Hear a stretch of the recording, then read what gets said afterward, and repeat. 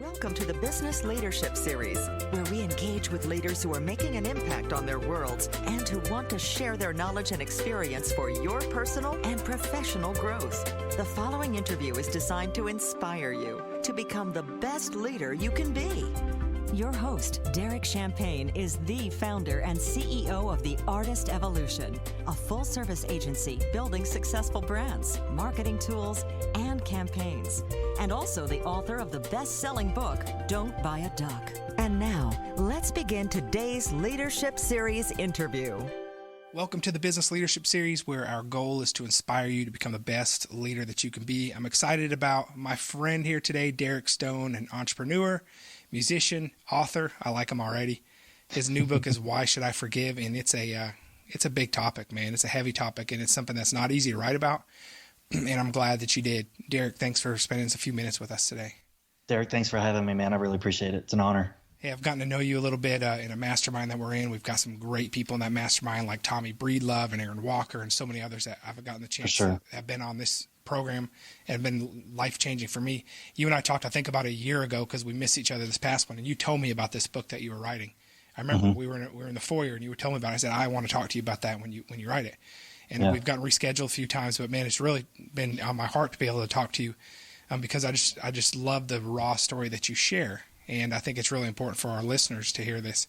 So if you don't mind, just take a few minutes and kind of talk about your life. Just give us some highlights of who Derek is, like kind of play that projector reel. I'm old school. Gotcha. For a minute. Real Let's fast. hear about you. Yeah. Cool, man. So I grew up in Mobile, Alabama. For 10 years I lived there and grew up in Section 8 government project housing. It was a neighborhood off Dolphin Island Parkway. And then there, I talk about in the book, I had been abused by my stepfather and sexually abused until I was 12. And then my mom got a divorce from him. And going into 11th grade, there's a lot of that happened in between them. But going into 11th grade, my mom met another man and got remarried, moved us to a small town outside of Tupelo, Mississippi. Me and my twin brother, the other two siblings were already at the house at that point. And there is where my story changed dramatically. And then met my wife there, got married there, lived there for another 5 or 6 years or so, and then felt the calling to come to Nashville. And I was a touring musician during that time as well. And I just really wanted to get to Nashville to make my dream happen. And so I've been in Nashville since 2010 after the flood and been here ever since. So, Well, you shared a lot in there already. Talk to me about, give me more details as far as your mindset as a child. Were you, I know a lot of people playing music, the way I grew up too, is it was an outlet for them. Tell me what music was for you in your life. Was it a savior? Was it an outlet? Was it a crutch? Was it your ticket? Like, what was it for you? Give me insight into that, because I know the mindset of a musician, entrepreneur. I fit in that category at one point. Yeah. And I know the ups and downs and the disappointments and the way you moved to Nashville. You don't move to Nashville to hang out. You moved to Nashville to become a rock star, That's exactly right. So give me the story behind music, because I'm passionate about that part of things. Sure. And then tell me kind of how it transpired for you. Well, what happened was in 8th grade, my twin brother and I moved to my dad's, and at the end of the year, in that 8th grade year, they had two bands. They had a talent show. I had no idea about it. And these two bands played a song called "Smells Like Teen Spirit" by Nirvana, and then the other band played "Zero" by the Smashing Pumpkins. And the crowd went berserk. And I said, dude, I've got to freaking do that. So I had this old guitar that my mom had gotten me. It was my great grandfather's guitar. And it just sat they tried to teach me country songs on it and stuff. And I just wasn't having it. So, but after I saw that reaction of the crowd, I said, oh, dude, I got to do this. So I actually taught myself how to play. The internet was just now kind of a new thing. And I actually got on the internet and found guitar tabs. And I actually was reading them wrong the first 2 months I was learning how to play. And then I realized, oh, that don't sound right at all. And then I flipped it over and realized, oh, that's the way it's supposed to be played. So taught myself how to play that way. And then in 8th grade, in 9th grade, I'd been playing guitar for about 9 months. Our school is a 5A high school in Mobile, BC Rains High School, said that they were going to put on a talent show, and I was like, this is my chance. So me and my best friend we'd been playing guitar together for 9 months or so. We auditioned with a song by the Foo Fighters called Everlong. And everybody, once we signed, they gave us approval. We made the auditions. They told us, yeah, you're going to be in the show. I was like, sweet. So, and we started telling people, we were so excited. We started telling people we're going to be in the show, and everybody's like, dude, you're not ready yet. You don't need to do this, dude. You're going to embarrass yourself, bro. Don't do this, man. Please don't do this, man. I mean, everybody just hating, man.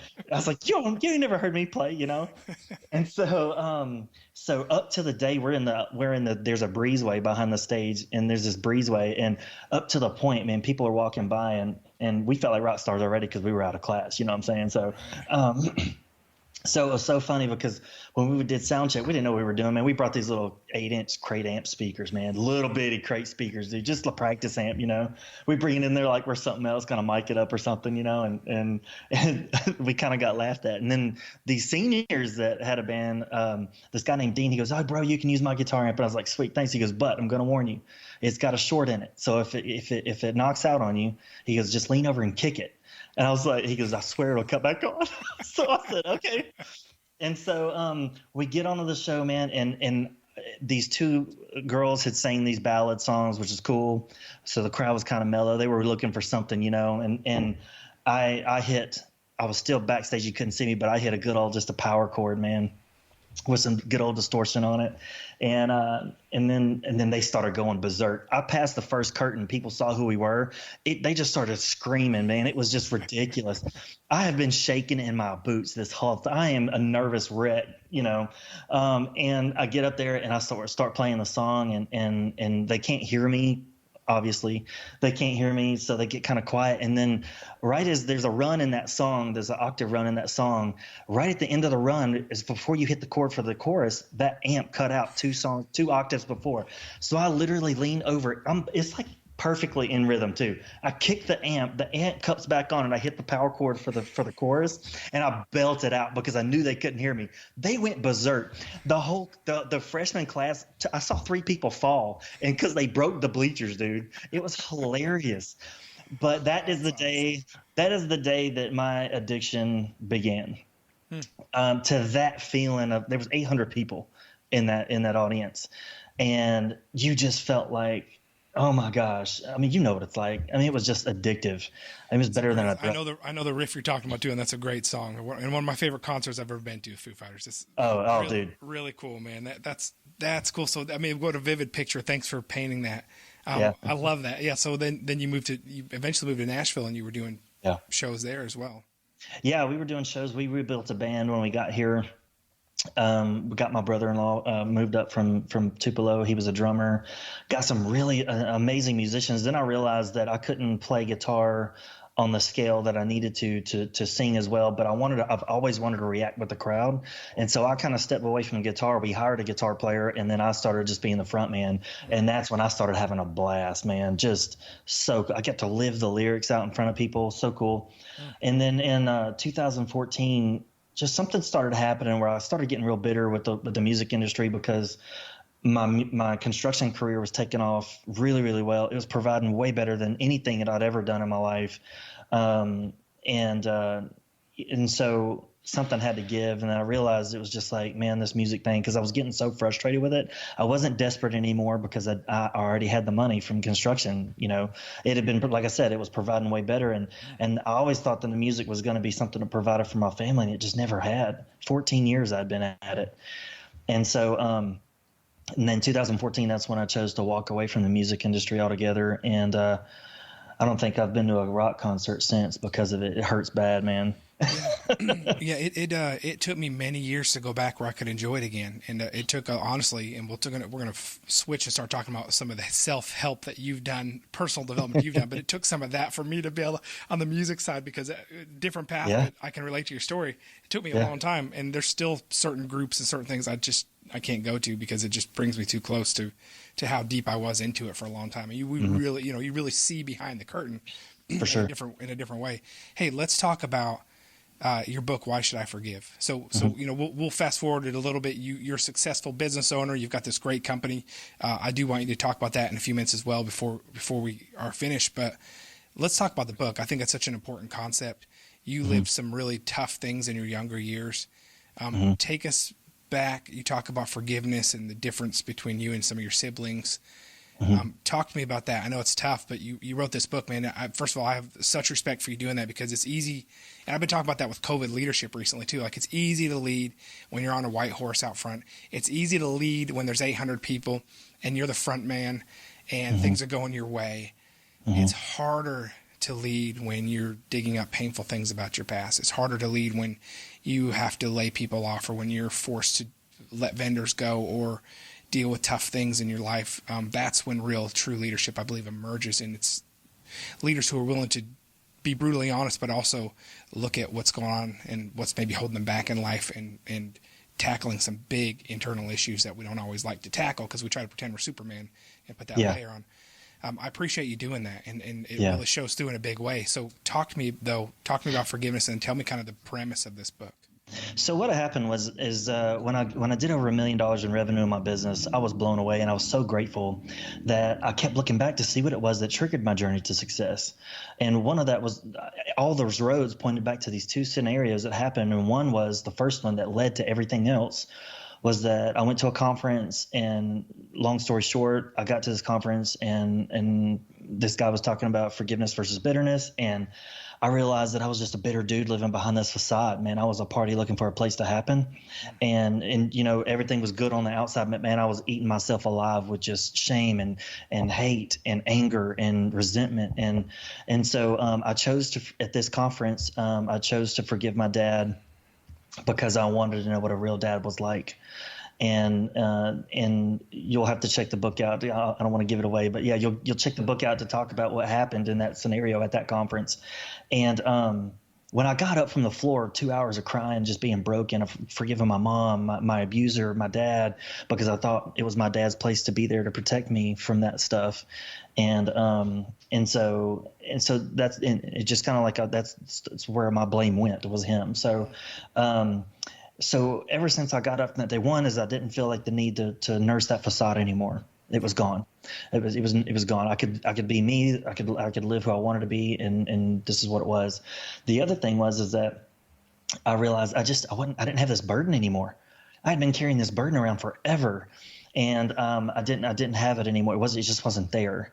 And so that freedom, and then I started praying that God would restore that relationship between me and my dad. And 6 years later, so we're fast forwarding, 6 years later, he calls me up in the middle of nowhere and says, "Hey, look, I don't want to be known as somebody who walked out on the kids, and I want to be involved in your life and in my grandkids' life. And I want to ask you if you'll forgive me for the way I've treated you guys for the past 10 years. And I put a big smile on my face and said, Dad, I forgave you a long time ago, but I've been praying for this day. And then we started doing stuff together. We started, going on hunting trips and things like that. I went to Thanksgiving, and we try to do that every other year. And then this one Christmas, I think it was 2013, before I quit the music business, but my business was doing so well. We had a new house, 2 new cars, a new baby. I mean, it was like all this cool stuff was happening, And my dad was coming down to spend Christmas in Mississippi, because we were all headed that way. All the kids were kind of centrally located. So because my sister was coming up from Mobile. Well, when I got in the door, my mom pulled me aside. Her master's right inside the front door. The master's immediate to the right. She pulled me inside the door, and she goes, "They're all crying and they're hurt, and they think he's coming to see you." And they pulled me, and she pulled me aside, and she goes, "They want to know why you're so different." Wow. And I looked her straight in the face, and I said, "Mom, the difference between me and them is that I chose to forgive, and they haven't."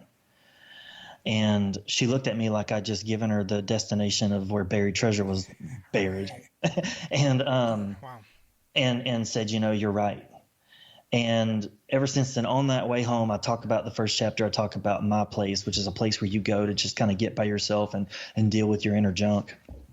I talk about this place. And on the way back, as a teen, going through the abuse, the drugs, the alcohol, the girls, just going through all that as a teen, I went to this place on this beach it's the only place that I had where I could let my walls down and be myself.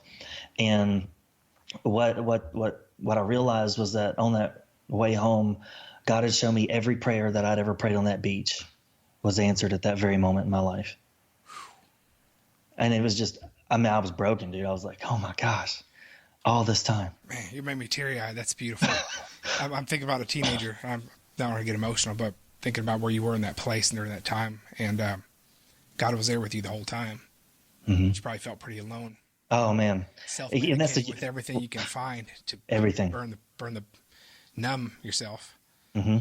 Absolutely. Yeah, and it was interesting, and it happens to a lot of people that want to get better, or even if they don't, eventually bitterness and anger and resentment and those things left unresolved will take you to the ground. It took you to the ground. It took you to the literal ground. For sure. Yeah. And that's what we talk about is in the book, that why should I forgive? People ask, why did you name it that? Because really, why should I forgive comes from a place of discontent and anger. Well, that's the question I asked, was like, why should I forgive him? And what we really want to walk people through is, because the next question they ask is, but how can I? And that's what we want to walk people through in the book is how to take a want or a want for your life and make it a need, a better version of what you want to, who do you want to be, where do you want to go, and defining that way you can use that as ammunition to do the hard work. Because so many times, I think it's Alan in the book, As a Man Thinketh, I forget his first name, but he says a stronger man can't help a weaker man unless the weaker man's willing to be helped. Yeah. And if you're not willing, then you're not going to go anywhere. And so it's like, that's what the book kind of outlays is wanting and needing a better life, going with your gut, which sometimes means cleansing your surroundings and getting some people. If they're not helping you, then they're hurting you. If they're not always lifting you up, empowering you, helping you get to the next place and be better in life, then they're really hurting you. And then after that, we go to open heart surgery, where we deal with how to make an informed decision, taking responsibility for your own life, which a lot of people take. They use their unforgiveness as an excuse to play a victim.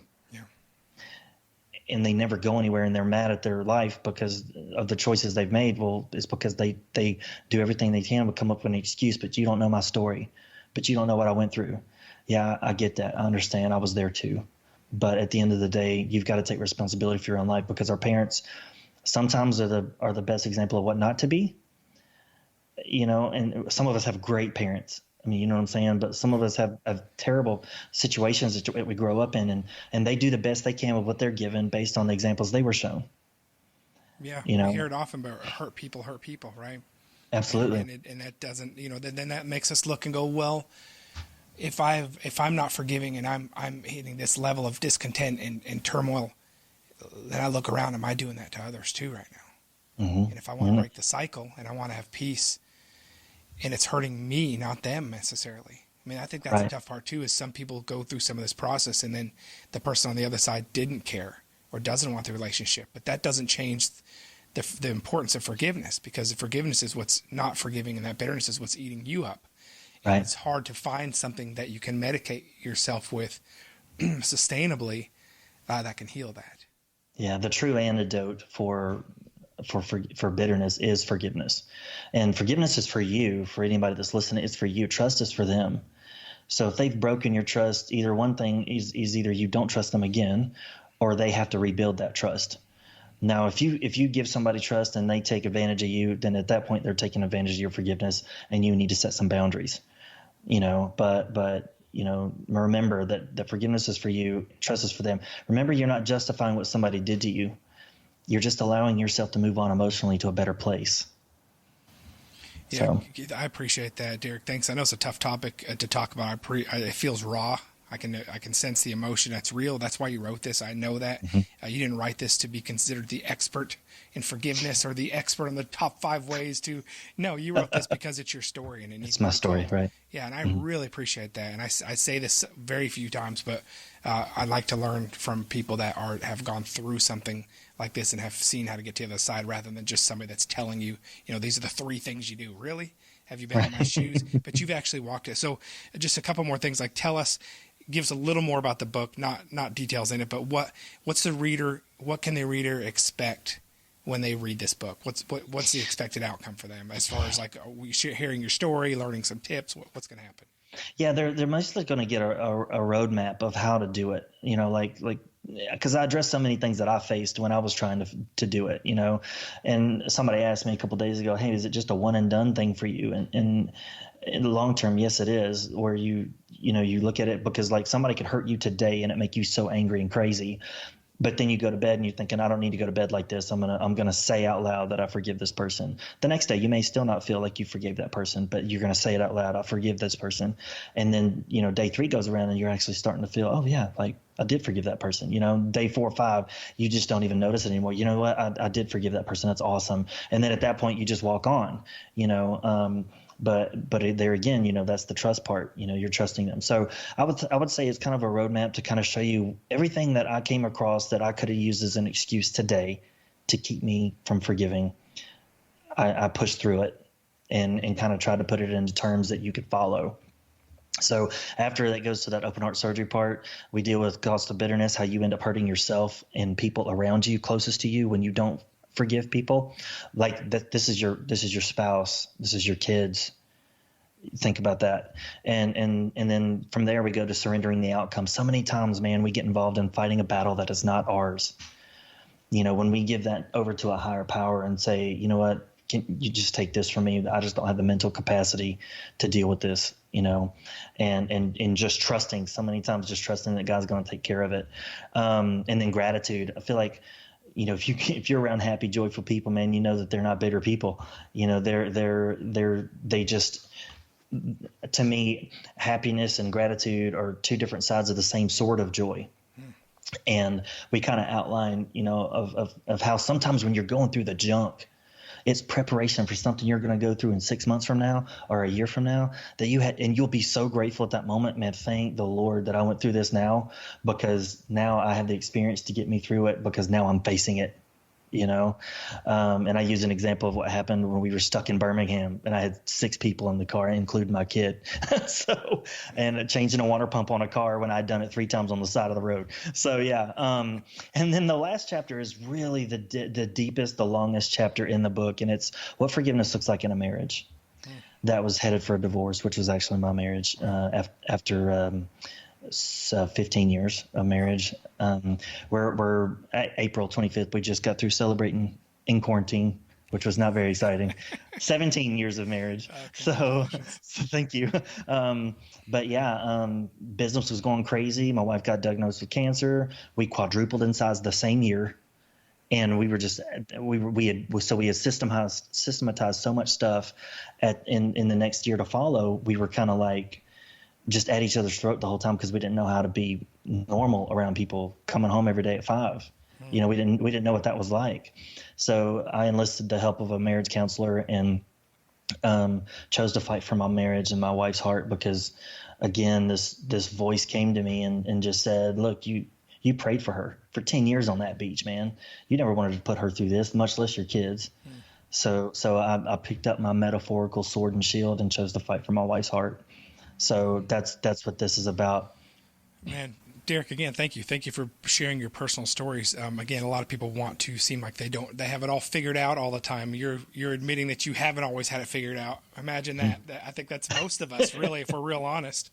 We compare ourselves to others sometimes, and social media and other things can make us think everybody has the perfect life, has it all figured out all the time. We don't. None of us do.